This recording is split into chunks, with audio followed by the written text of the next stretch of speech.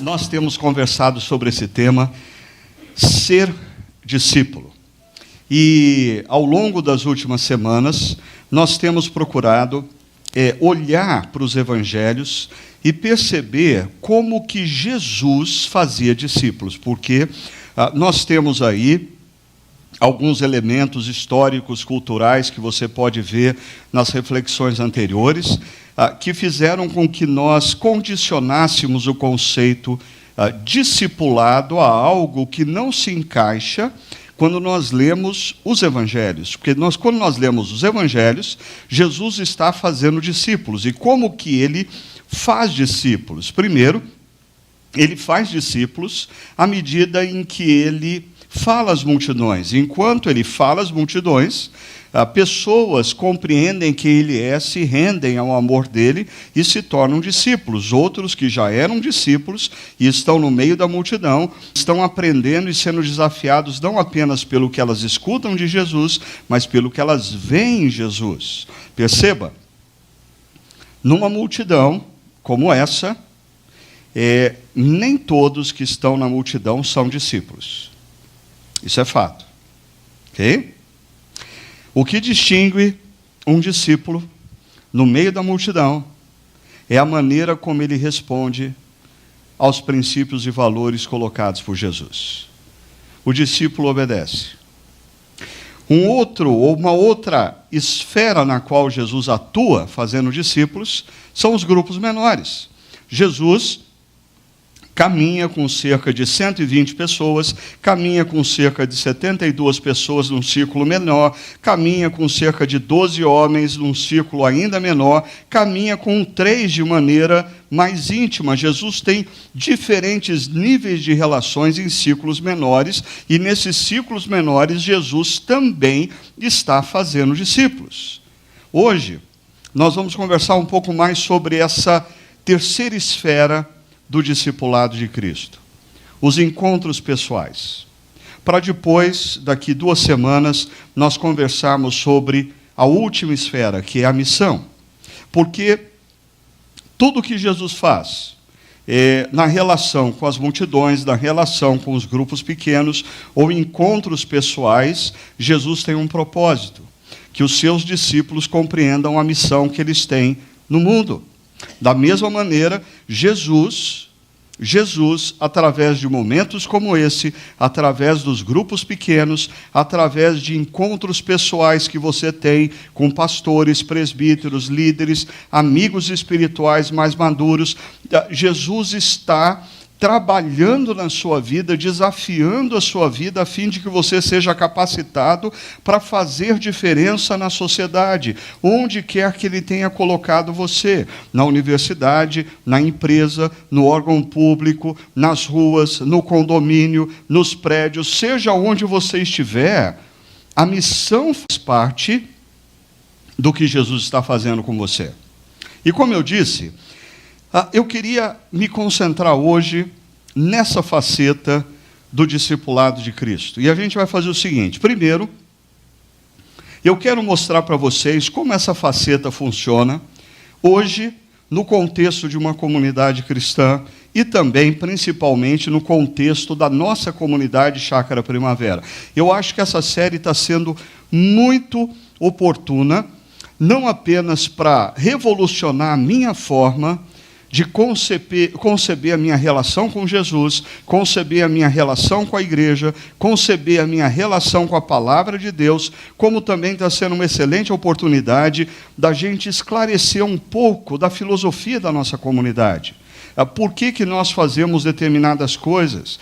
Nós não temos atividades aleatoriamente, nós somos uma comunidade que tem a consciência de que a sua missão é fazer discípulos. E tudo que nós fazemos faz parte desse objetivo, fazer de você alguém que compreenda quem é Jesus, se renda ao amor de Jesus, se torne discípulo de Jesus e faça a diferença na história da sua família, da sua empresa, da sua universidade, da sua cidade e, por que não dizer, do seu país.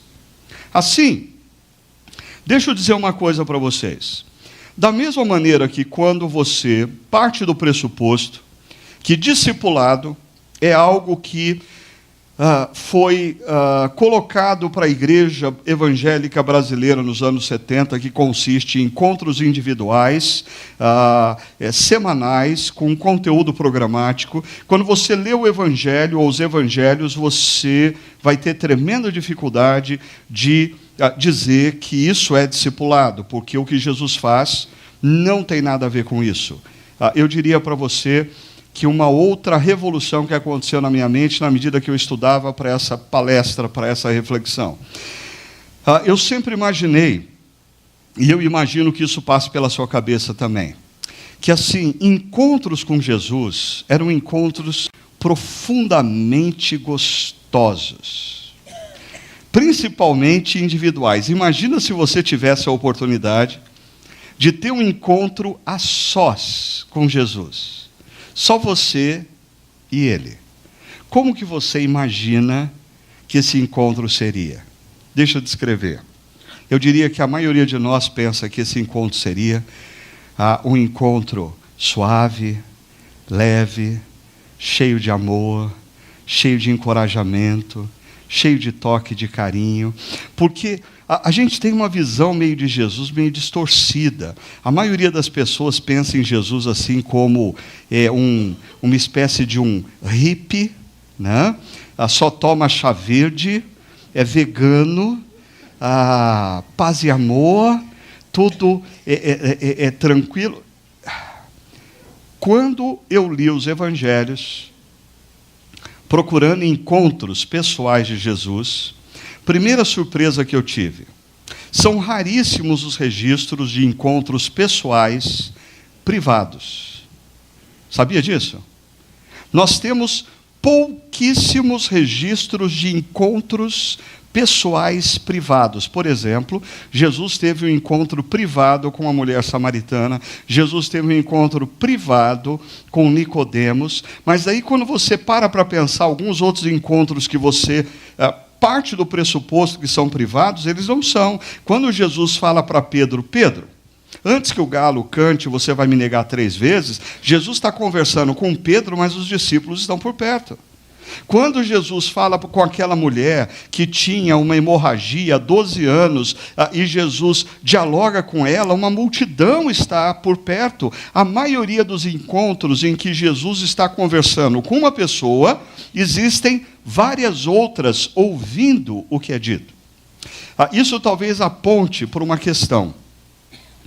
A cultura na qual Jesus viveu é uma cultura bem diferente da nossa. A nossa cultura ocidental, pós-industrial, moderna, é uma cultura que supervaloriza o privado.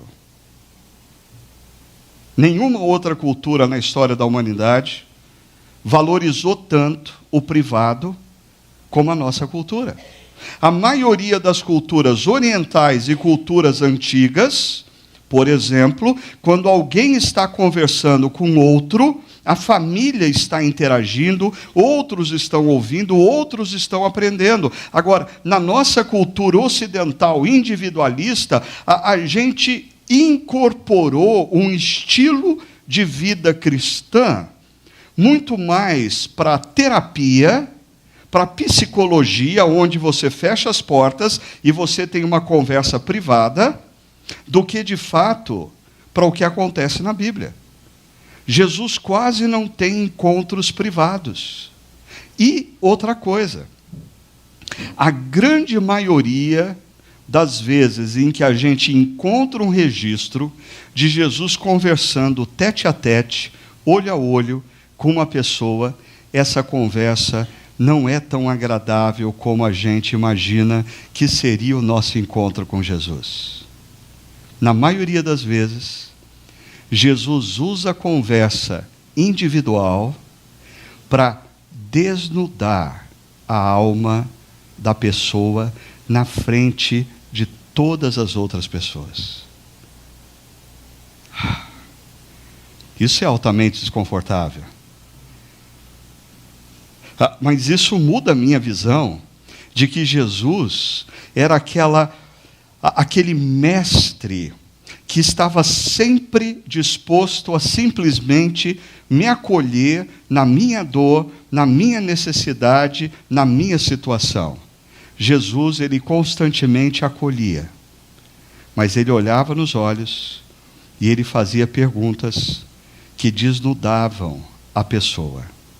Eu vou mostrar isso para você, mas antes deixa eu mostrar uma outra coisa para você. Como que essa questão do discipulado, numa perspectiva mais orgânica, acontece no contexto de uma comunidade cristã.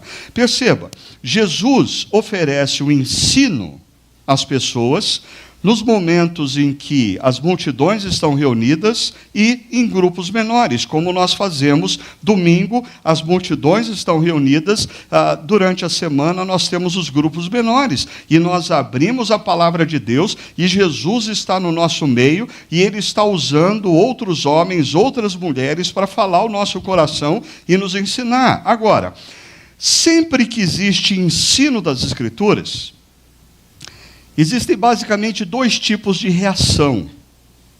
Existem pessoas que escutam o que foi ensinado e elas percebem que o que foi ensinado é inconsistente com o que elas estão vivendo. O que foi ensinado é incoerente ao que elas estão vivendo. O casamento delas não está alinhado ao que Jesus quer. A vida financeira delas não está alinhada ao que Jesus quer. A vida profissional não está alinhada aos valores e princípios de Jesus. E o que essas pessoas, via de regra, fazem? Elas vêm ao encontro daqueles que ensinam para esclarecer dúvidas. Existe um outro tipo de reação. Existem pessoas que, ao perceberem que a vida delas não está alinhada ao que está sendo ensinado, elas resistem fortemente, elas se fecham ao que foi dito e elas se vão na direção contrária. Então, se Jesus está ensinando aqui e a pessoa discorda, ela vai para lá. Se Jesus está ensinando aqui e a pessoa discorda, ela racionaliza, ela arruma um jeito de resistir, de não concordar e vai na outra direção. E é interessante, quando eu falo Jesus está ensinando, muitas vezes você tem diante de você ou um pastor pregando, ou um líder de grupo pequeno e esclarecendo, e é impressionante como a nossa resistência, ela vem da periferia. Eu não gostei da brincadeira que ele fez. Eu não gostei da camisa que ele estava usando. Eu não gostei dele ter dito... Tudo porque a nossa resistência em ouvir e acolher os princípios e valores que estão sendo ensinados. Quando pessoas veem a direção de um pastor, de um presbítero, de um líder de grupo pequeno, de um amigo espiritual, de um cristão mais maduro para esclarecer dúvidas, o que nós temos aqui é uma ação pastoral normalmente caracterizada por um aconselhamento. Então, você ouviu alguma coisa e você se aproxima de um amigo que tem mais experiência na caminhada cristã, um líder da igreja, e diz: você tem um tempo para um café essa semana? Eu estou precisando conversar sobre uma questão que o Ricardo levantou durante a reflexão no último domingo, aquilo está me incomodando, eu preciso ajustar a minha vida. Mas essas pessoas aqui, elas começam a ir embora. Elas começam a se afastar desse ambiente, se afastar do ambiente dos grupos menores, pelas mais variadas razões. Elas começam a dizer: domingo passado eu não fui porque eu estava preparado para sair, chegou visita em casa. Eu ia aí, mas a criança estava resfriada, não deu para a gente sair. Estava tudo preparado para a gente ir, a gente planejou, mas aí surgiu um compromisso, o meu pai e a minha mãe precisou de mim, eu tive que... A pessoa começa a se afastar desses ambientes porque ela está resistente aos ensinamentos de Jesus. Aí, pessoas que exercem a ação pastoral, e aqui eu não estou falando só de pastores ordenados, eu estou falando de presbíteros, de líderes de grupos pequenos, de irmãos e irmãs em Cristo mais experientes, eles precisam exercer uma tarefa não muito saborosa, não muito prazerosa, porque eles precisam ir ao encontro da pessoa que está se distanciando e estabelecer conversas cruciais. Eu diria, da prática pastoral, de tudo que eu faço como pastor, essa daqui é a atividade menos prazerosa.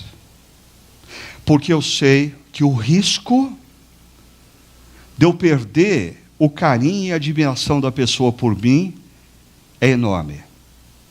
Enquanto eu estou falando de longe, eu posso ser admirado. Mas quando eu vou ao encontro da pessoa para dizer o que você está fazendo é errado, a chance de eu perder a admiração e o carinho da pessoa é imenso. Perceba, mas tudo isso aqui envolve cuidado de uma igreja que se preocupa em fazer discípulos. Você percebe como está tudo integrado? O momento das multidões, nós ensinamos a palavra, momentos dos grupos pequenos, nós esclarecemos dúvidas, nós aprofundamos o conhecimento, nós aplicamos a vida. Existem pessoas que o que elas escutam reagem com crises, é necessário reorientação individual, encontros pessoais. Existem pessoas que começam a se afastar, é necessário encontros pessoais aonde se estabeleçam conversas cruciais. E aí, deixa eu falar um pouco do que acontece na nossa comunidade, porque essa é uma oportunidade muito interessante para você ter algumas informações da nossa comunidade. Olha só, se a gente voltar um pouquinho para o início do ano 2016, existia no nosso contexto, no conselho, pastores e presbíteros, uma grande preocupação na nossa igreja, acerca do cuidado pastoral. Será que as pessoas, a igreja estava crescendo e a preocupação era, será que as pessoas estão sendo cuidadas como elas precisam ser cuidadas? E aí, nós conversávamos com a equipe pastoral e alguns dos pastores sempre nos diziam, nós estamos trabalhando demais, nós não estamos dando conta, nós estamos cansados. E aí, uma coisa que eu aprendi ao longo da vida é que sempre quando você se depara com essa afirmativa, eu estou muito cansado porque eu estou trabalhando demais. É muito importante, antes de você tomar essa afirmativa como a verdade, você fazer uma outra pergunta para você. Será que você está cansado porque efetivamente você está trabalhando demais ou você está cansado porque você está trabalhando de maneira errada? Você está trabalhando de maneira equivocada. Você está gastando tempo naquilo que você não deveria gastar. Você está gastando energia onde você não deveria gastar. Perceba? Nós criamos para a nossa equipe pastoral um sistema que até onde eu conheço é único nas igrejas, eu não conheço nenhuma outra igreja que tem esse sistema, um sistema de planejamento das atividades estritamente pastorais. E com esse sistema, todos os nossos pastores, na segunda-feira pela manhã, antes de começar a semana, precisavam entrar no sistema e pensar, quem faltou nesse domingo que eu preciso contatar?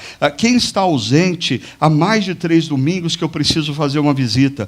Quem chegou novo? Quem é o visitante que disse que gostaria de conhecer mais de Jesus? Quais são os grupos pequenos que estão passando por dificuldades e eu preciso visitar? Quem são as pessoas que eu vou me encontrar para capacitar a fim de que elas se tornem líderes? Ou seja, nós queríamos com esse sistema tornar a atividade dos nossos queridos pastores atividades mais proativas, mais estratégicas e mais consistentes no que diz respeito ao cuidado efetivo de pessoas. O nosso alvo, no início de 2016, era que nós tivéssemos, no mínimo, 50% da agenda pastoral em atividades que nós chamamos de atividades estritamente pastorais. O que são atividades estritamente pastorais? Aconselhamento, visitação, mentoria, encontros de capacitação, atividades que dizem respeito a cuidado de pessoas. Por quê? Olha só, quando nós iniciamos o sistema, A média por semana, por pastor, de horas dedicadas a atividades estritamente pastorais era de 12 a 13 horas. Então, se os nossos pastores trabalham em torno de 45 a 50 horas na semana, cerca de 1/5, no máximo, aí, uns 20% do tempo deles era dedicado a questões estritamente pastorais. Mas o que os nossos pastores estavam fazendo? Eles não estavam trabalhando? Não, eles estavam trabalhando, mas eles estavam envolvidos em reuniões administrativas, eles estavam cuidando de outras áreas da igreja, eles estavam fazendo coisas que Jesus não os chamou para fazer. Então, nós trouxemos eles para o centro, para fazer o que de fato importa. E nós chegamos agora no segundo semestre de 2018, tendo uma média de horas dedicadas por pastor, e aqui eu não estou incluso nessa estatística aqui, ok? São os nossos pastores de campo, os nossos pastores adjuntos, eles dedicam de 28 a 29 horas semanais a atividades estritamente pastorais.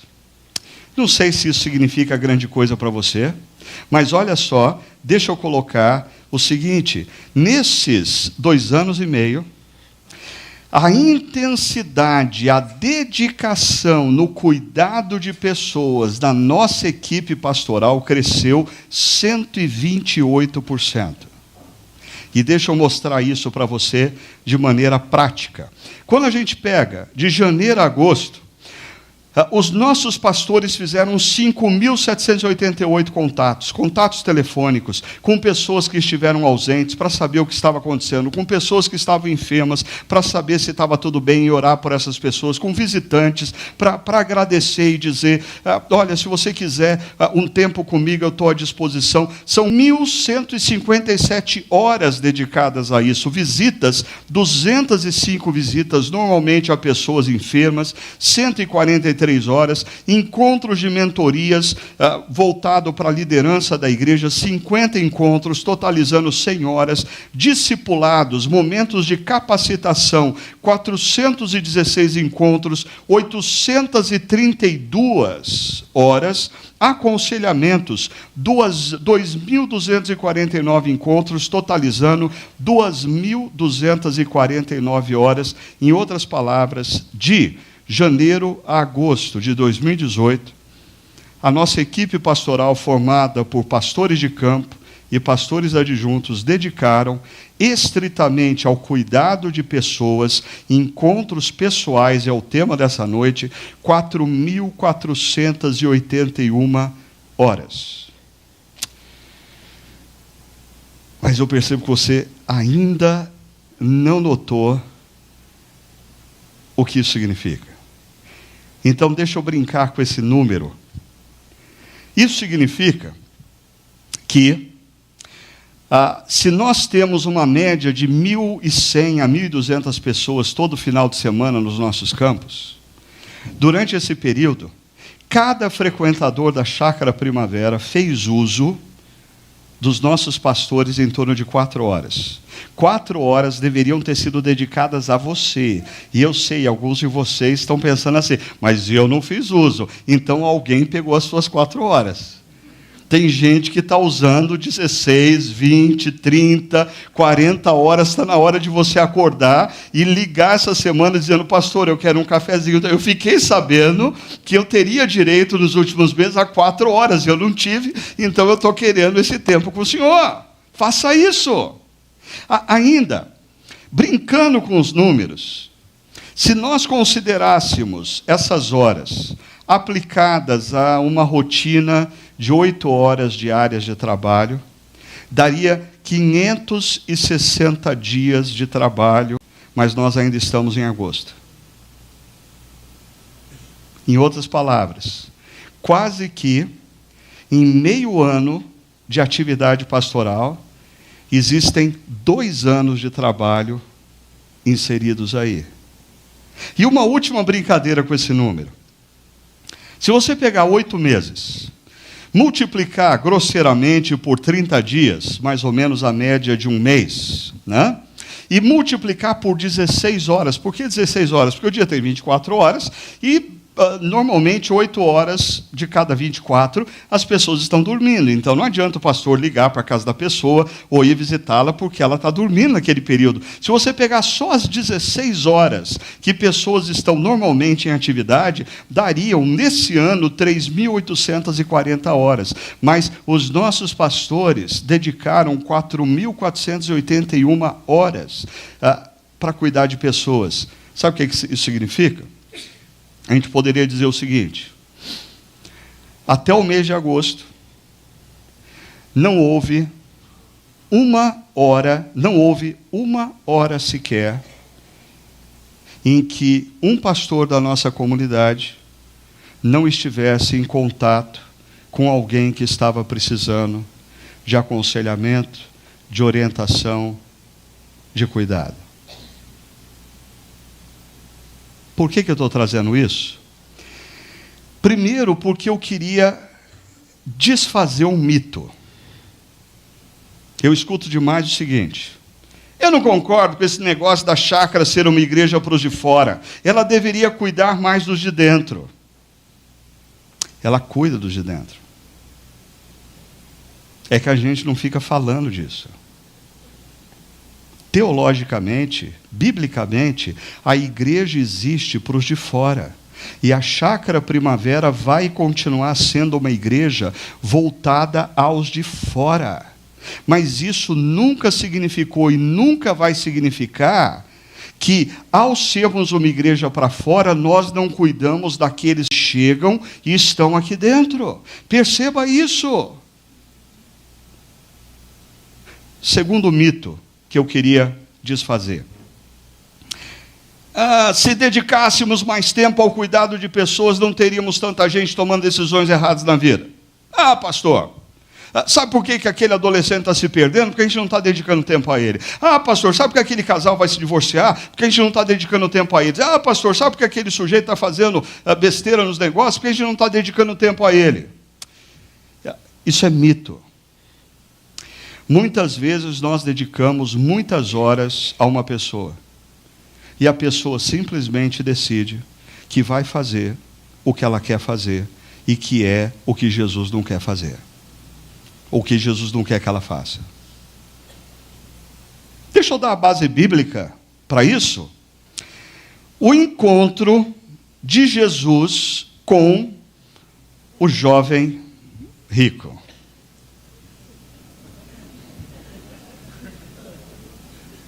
Eu gostei dessa imagem. É de um site de um sujeito, o site se chama Journey with the Messiah.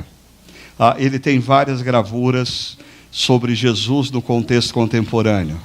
É muito legal. E essa imagem de Jesus conversando com esse suposto jovem rico abriu minha mente para pensar o seguinte, porque às vezes eu sempre pensei naquele jovem como solteiro. E por que ele era solteiro? Culturalmente, bem possivelmente, ele já tinha uma idade e, como os jovens se casavam cedo, ele era casado. E eu fico imaginando o que a esposa dele pensou quando ele chegou em casa e ele disse para ela assim: Jesus mandou eu vender tudo que eu tenho e dar para os pobres. E os filhos adolescentes, que tinham pedido para o pai de presente de Natal o iPhone XR. Não vai dar para dar o iPhone de presente de Natal, porque Jesus mandou a gente vender tudo que tem e dar para os pobres. Que história é essa? Olha só o que acontece nesse texto. Quando Jesus ia saindo, um homem correu em sua direção e se pôs de joelhos diante dele. Aqui eu queria chamar a sua atenção para o movimento desse homem. Ele corre na direção de Jesus e ele se coloca de joelhos diante dele, não se importando com o que as pessoas que estavam vendo pudessem pensar acerca dele. É muito sério isso, porque no transcorrer do texto a gente vai ficar sabendo que esse cara era um cara de muitas posses. Ele estacionou o camelo BMW dele e saiu correndo diante de Jesus e se ajoelhou com a calça jeans Hugo Boss dele, não se importou em sujar a calça Hugo Boss ou qualquer coisa parecida. O que faz esse sujeito sair correndo, se ajoelhar diante de Jesus? Para você perceber como esse movimento é sério. Existem 2 ocasiões no Evangelho de Marcos em que alguém se prostra diante de Jesus. A primeira delas é um leproso. É um sujeito marginalizado pela sociedade. É um sujeito que não tem por que se preocupar com a imagem, porque ele não tem imagem. Ele se joga aos pés de Jesus porque ele não tem nada a perder. Ele já perdeu tudo com a enfermidade. A segunda ocasião em que alguém se prostra diante de Jesus é em Marcos capítulo 5, e é um sujeito que ele é líder de uma sinagoga. Esse tem um que perder.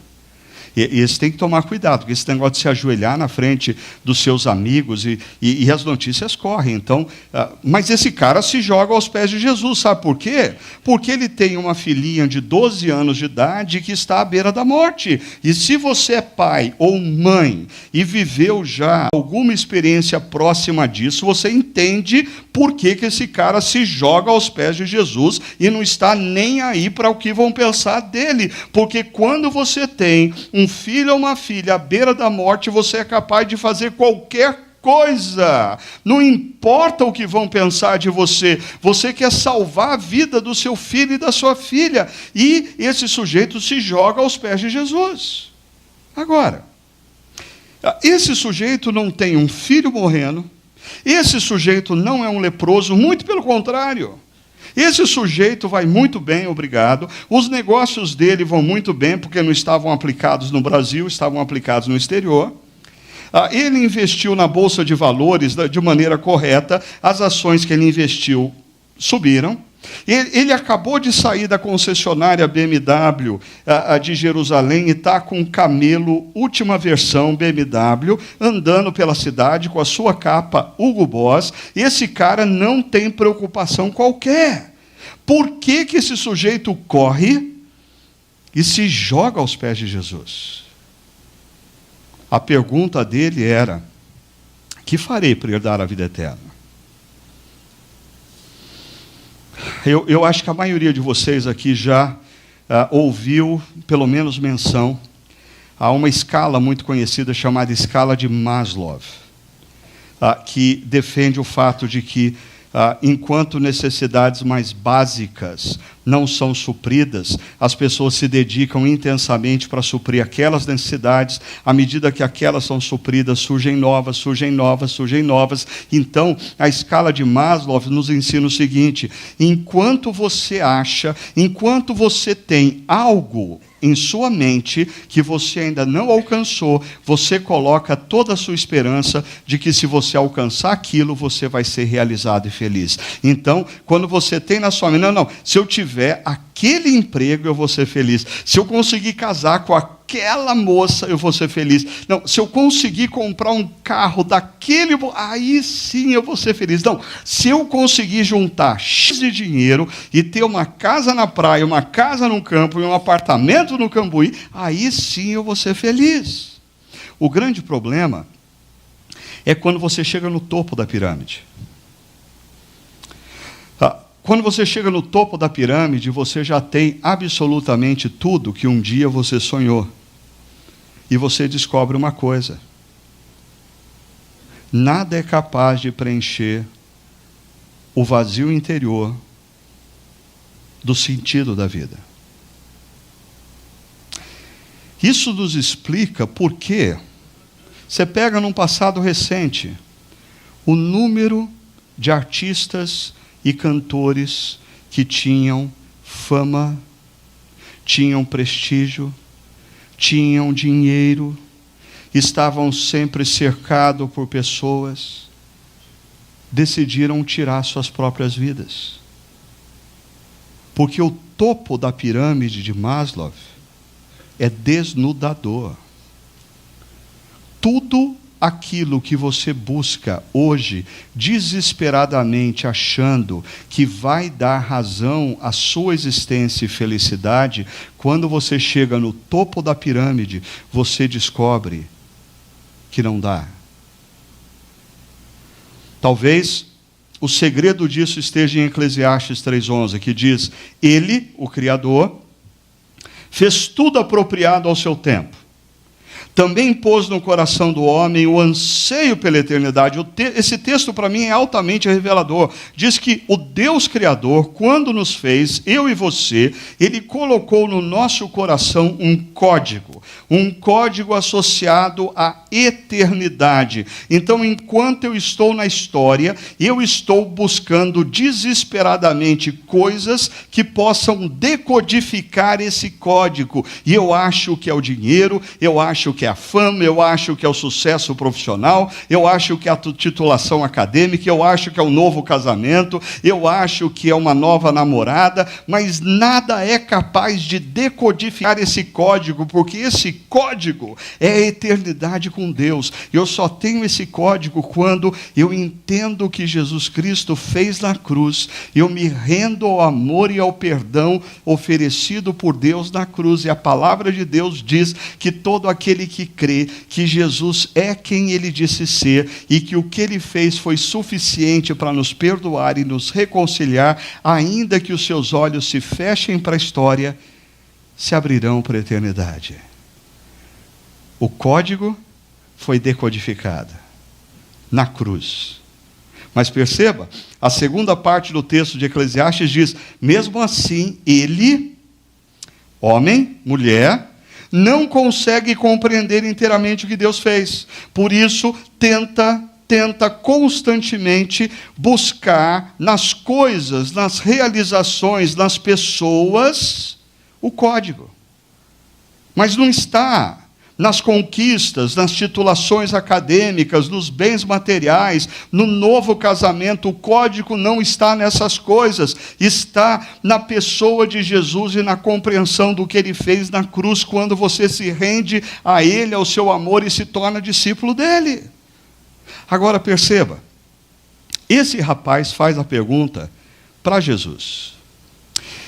E quando nos evangelhos alguém estabelece uma conversa pessoal com Jesus, via de regra, essa pessoa vai ouvir o que ela não quer. Como eu disse no início, nós imaginamos que os encontros com Jesus eram suaves, doces, amorosos, graciosos, mas leia os evangelhos e me aponte quantos encontros pessoais foram assim. E eu te aponto diversos que foram altamente confrontadores para aqueles que estiveram diante de Jesus. Se esse jovem rico tivesse estacionado o seu camelo BMW, descido com a sua capa Hugo Boss, e se aproximado de um dos discípulos, Pedro, Tomé, Judas, falasse assim: escuta, eu tenho uma pergunta, não sei se vocês poderiam me ajudar, como eu posso herdar a vida eterna? Em outras palavras, como eu posso me tornar parte aí do grupo de discípulos? Eu acho que a vida desse cara ia ser mais fácil, porque os discípulos iam olhar assim a capa do cara, iam olhar o camelo do cara, assim, e um discípulo ia cutucar o outro e falar assim: dá uma facilitada aí, pensa em termos de dízimo, pô. Porque se esse cara entrar no grupo, a gente não vai mais precisar de multiplicação de pães. Acabou aquele pavor de alimentar 5.000 com os peixinhos e os pães. A gente vai ter dinheiro para resolver o problema. Mas ele pergunta para Jesus. E aí, Jesus diz assim para ele: primeiro chute na canela com chuteira. Por que você me chama de bom? Ninguém é bom a não ser um, que é Deus. Aqui Jesus está estabelecendo uma questão de vamos deixar claro o que é a natureza humana e o que é a natureza de Deus. A natureza humana não é boa. Não existe um ser humano sequer na face da terra que possa dizer: eu sou essencialmente bom. Eu já ouvi de muitas pessoas isso. Às vezes as pessoas me convidam para um café e querem se apresentar, ou elas começam: olha, eu queria me apresentar, dizer quem eu sou isso, eu sou aquilo, tal. Olha, eu tenho ido lá na Chácara Primavera e eu queria dizer assim: olha, eu não sou uma pessoa que tem problemas, eu não sou uma pessoa ruim, muito pelo contrário, eu me considero uma pessoa boa. Eu falei: já começou errado. Já começou errado. Porque basta você perguntar para o seu pai e para a sua mãe, se eles ainda forem vivos, quem era você quando bebê? E eles vão dizer para você que desde bebê você não é bom. Desde bebê você é um ser altamente egoísta. Desde bebê você é um ser que quer tudo para você, não divide as coisas e mais, tem uma profunda dificuldade de obedecer outros. Por quê? Porque você é egocentrado, você só quer as coisas para você e você quer viver a partir de você mesmo. Essa é a sua essência desde bebê. E Jesus diz: e Deus é bom. E se Deus é bom, e você quer viver a vida eterna com Ele, e você é ruim, entenda uma coisa: você não vai ter como viver a vida eterna com Ele, porque Ele é bom, e você é ruim. Está claro isso? A partir de você e da sua disposição de ser bondoso, não tem como viver a vida eterna com Deus. A única forma de você viver a vida eterna com Deus é justamente você chegando à conclusão que você não é tão bom como você pensa, e por isso você tem uma dívida impagável diante de Deus, e olhar para a cruz e perceber que o que Jesus estava fazendo naquela cruz era pagar a sua dívida. E aí, quando você olha para a cruz, compreende quem Jesus é, se rende ao amor e ao perdão dele, a sua dívida é paga e você é reconectado com Deus eterno. E aí você pode, quando os seus olhos se fecharem para a história e se abrirem na eternidade, se porventura, a hora que você abrir o olho, tiver um anjo, e o anjo fala assim: peraí. Por que você acha que você tem que entrar na eternidade com Deus? A resposta certa não é: porque eu fiz o melhor que eu podia, eu não fui tão ruim assim. A resposta certa é: porque Jesus disse que na cruz Ele pagou a minha dívida, e eu creio. É isso que me dá a eternidade. Mas esse jovem não acredita nisso. Então Jesus entra na dele, ok? Jesus entra na dele. Jesus diz assim: você conhece os mandamentos? Não matarás, não adulterarás, não furtarás, não darás falso testemunho, não enganarás ninguém, honra o teu pai e a tua mãe.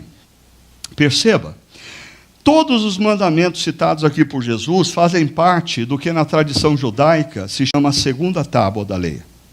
A primeira tábua da lei são os 4 primeiros mandamentos que são direcionados à relação com Deus, à relação vertical. A segunda tábua são os 6 mandamentos relacionados à horizontalidade, à vida para com o outro. Jesus está propositalmente perguntando para ele, porque esse cara se achava bom na horizontal. E Jesus diz: você conhece os mandamentos? Olha o que ele responde: mestre, a tudo isso que o senhor citou, eu tenho obedecido desde a minha adolescência. E aqui existe uma questão cultural que a gente precisa perceber. Esse sujeito ele está apontando para uma cerimônia chamada Bar Mitzvah, que é a cerimônia na qual um adolescente judeu, diante da comunidade, assume o compromisso de obedecer à lei, não mais porque os pais o obrigam e o direcionam, mas por livre e espontânea vontade.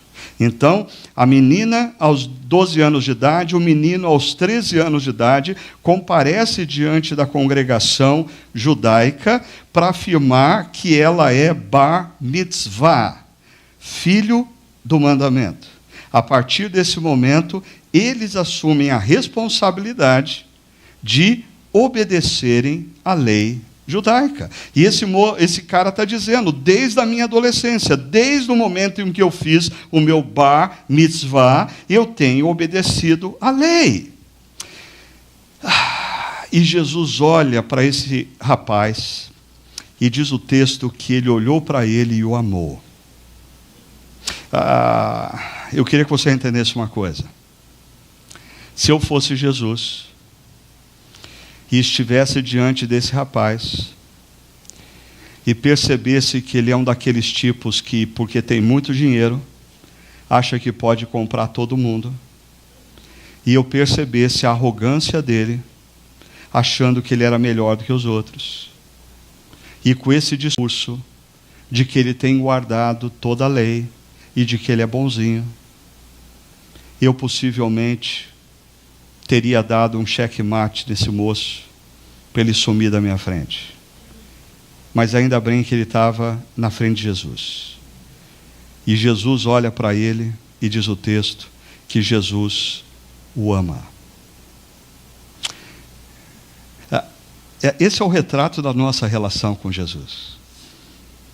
A gente chega domingo após domingo aqui diante de Jesus e talvez achando que nós somos bons, afinal, se nós compararmos as nossas vidas com aqueles que não frequentam a igreja, nós nos consideramos muito bons. Eu continuo fiel à minha esposa, eu continuo bom marido, eu cuido dos meus filhos, todos os meus filhos frequentam a igreja. Eu sou um cara acima da média e arrogante. E Jesus olha para mim e me ama. Mas importante aqui, ao mesmo tempo que Jesus ama, ele acolhe, Jesus desafia. Jesus ama e diz, te falta uma coisa. Eu não sei se você se lembra, mas há 2 semanas atrás eu mostrei um gráfico aqui que mostrava o que acontece em ambientes onde você tem um alto índice de desafio e pouco acolhimento, e ambientes que você tem um alto índice de acolhimento e pouco desafio. Ambos geram deformações e dificuldades. Aqui nós temos o retrato claro que o ambiente do discipulado de Jesus é um ambiente onde existe alto acolhimento e alto desafio. E o que Jesus vai desafiar esse jovem, preste atenção, são 4 imperativos. Vá, venda o que você possui, dê o dinheiro aos pobres. E a maioria das pessoas que lê esse texto e ensina esse texto, acabam se esquecendo do último e mais importante dos imperativos. Jesus diz, siga-me. Porque você pode ir, vender tudo que você tem, dar tudo que você tem aos pobres e continuar sem eternidade. Porque isso não vai fazer de você uma pessoa boa. A tua única chance de viver a eternidade com Deus é você seguir a Jesus. O que Jesus está falando nos 3 primeiros imperativos aqui, vá, venda tudo e dê, Jesus está mexendo com o ídolo desse rapaz. Deixa eu mostrar para você uma coisa, como quando Jesus acolhe, ele está expressando essa dimensão do amor e da graça. Quando Jesus desafia, Jesus está falando da verdade. Jesus, na sua relação e nos seus encontros pessoais, por favor, preste atenção nisso. Os encontros pessoais de Jesus com outras pessoas são marcados pelo amor e pela graça, assim também pela verdade. Se nós somos uma comunidade de discípulos de Jesus, os nossos relacionamentos deveriam ser marcados pelo amor e graça e pela verdade. O problema é que no contexto da igreja, muitas vezes nós temos pessoas que, em nome da verdade, se esquecem do amor. Mas nós também temos pessoas que, em nome do amor, omitem a verdade. E isso faz com que elas sejam uma versão deturpada, deformada de Jesus. E se elas querem ser discípulos de Jesus, se nós queremos ser discípulos de Jesus, nós precisamos aprender com o nosso mestre a sermos pessoas capazes de construirmos relações nas quais existe graça e amor pela pessoa, mas existe verdade. Nós falamos o que precisa ser dito, nós falamos para a pessoa sobre o pecado que ela está cometendo, nós não temos dificuldade em dizer: você está errado no que você está fazendo. Perceba, João capítulo 1, verso 14 diz que Jesus é aquele que é a palavra, que se tornou carne, que viveu entre nós. Nós vimos a sua glória, glória como unigênito do Pai, cheio de graça e de verdade. E a comunidade formada pelos discípulos desse, que é graça e verdade, é a comunidade que em Efésios 4, Paulo diz: seguindo a verdade em amor. Não a verdade sem amor, não o amor sem verdade, mas a verdade em amor. Cresçamos em tudo naquele que é o cabeça, Cristo. Eu vou, no próximo domingo, agora a seguir cenas dos próximos capítulos, ok? No próximo domingo eu vou conversar mais com vocês sobre esse gráfico. Mas hoje eu preciso dele para explicar duas coisas para vocês. Mike Breen, no seu livro Construindo uma Cultura de Discipulado, ele fala de algumas fendas que existem em nós que corrompem a nossa identidade. Primeira fenda, apetite. Necessidade de saciar-se.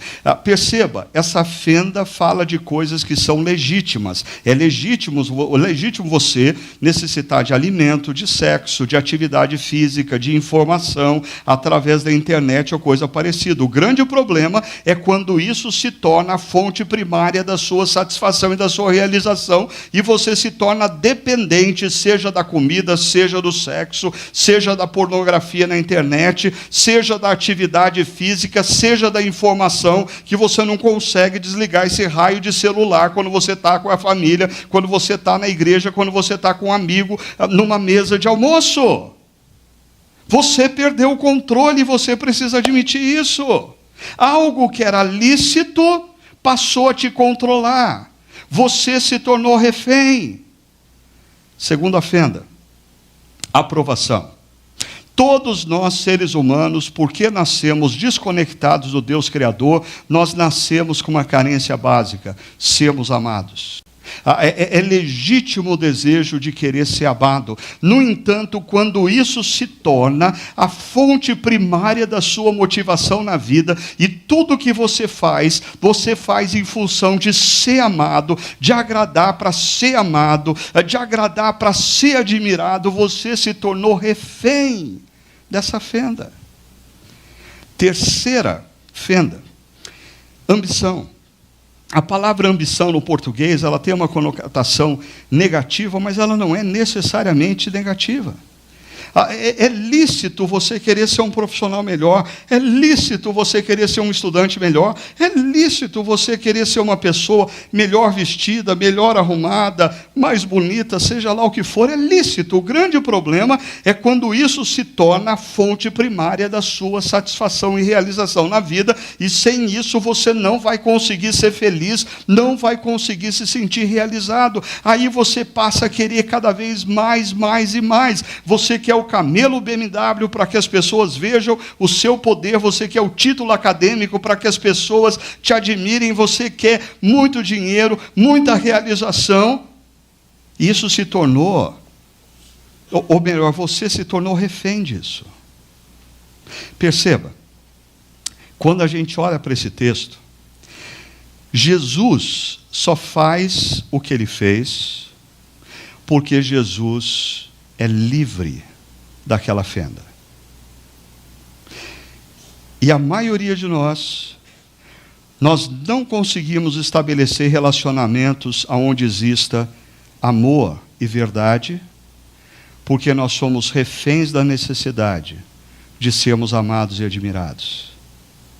Inúmeros pastores se dão muito bem aqui, se dão muito bem em encontros sociais amigáveis, mas eles se dão mal e eles não cumprem a obrigação que eles precisavam cumprir, porque a necessidade de ser aprovado faz com que eles fujam da necessidade de muitas vezes sentar com uma pessoa por quem você tem um vínculo afetivo, uma pessoa querida, e dizer: você está errado. O caminho que você está tomando não é de Deus. E o risco de perder aquela amizade. E o risco de perder a admiração daquela pessoa. Existem pais que perdem os seus filhos na infância, porque eles são tão dependentes da necessidade de serem amados, que eles não conseguem estabelecer uma relação de pais para com os seus filhos.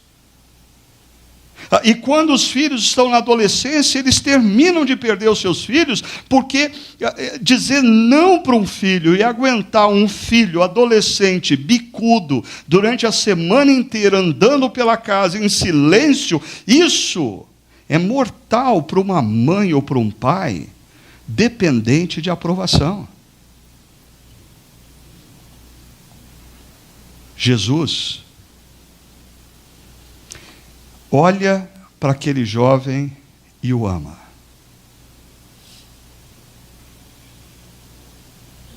E ele não tem medo de perder aquele jovem.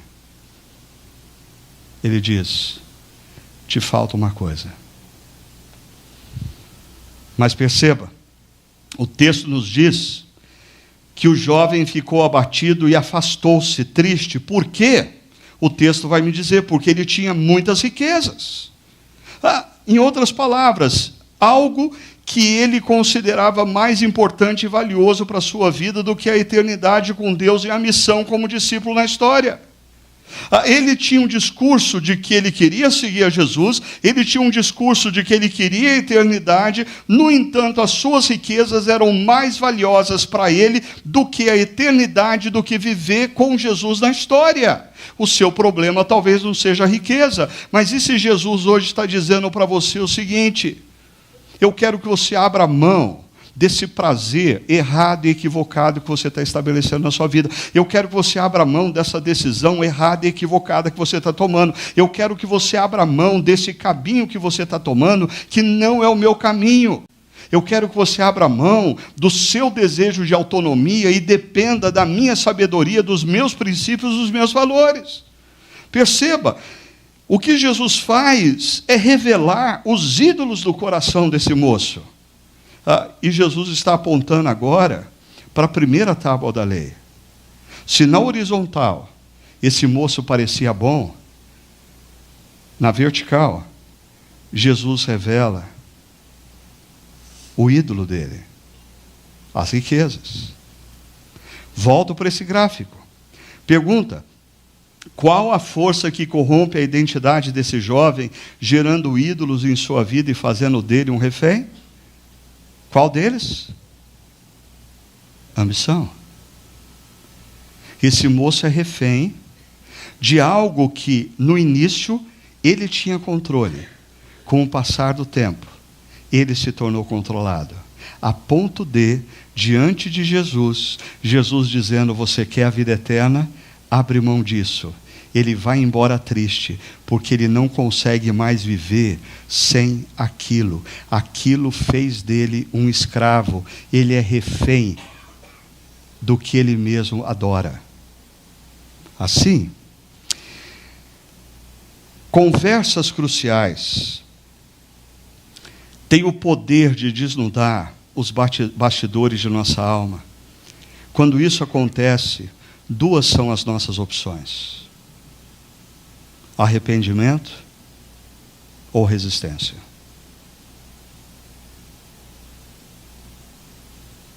A opção que esse jovem fez foi pela resistência. Provérbios capítulo 27 diz assim: melhor é a repreensão feita abertamente do que o amor oculto.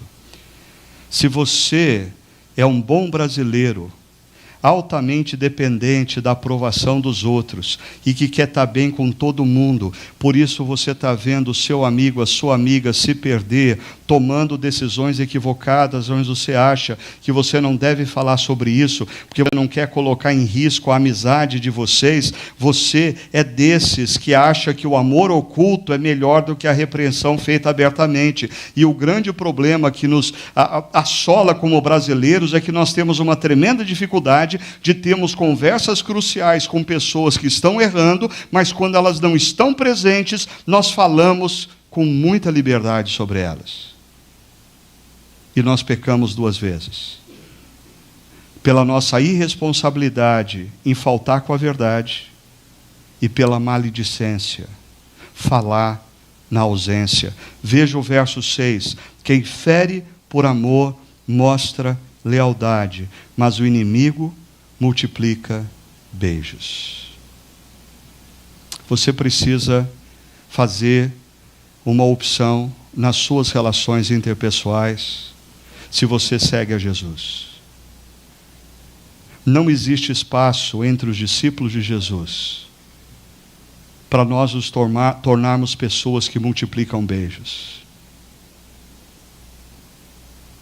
Nós precisamos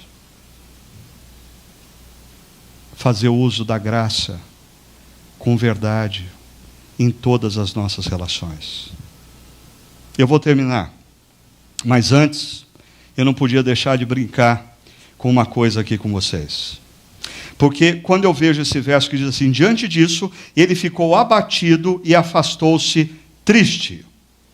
Eu sempre tive curiosidade para saber o que aconteceu no dia seguinte.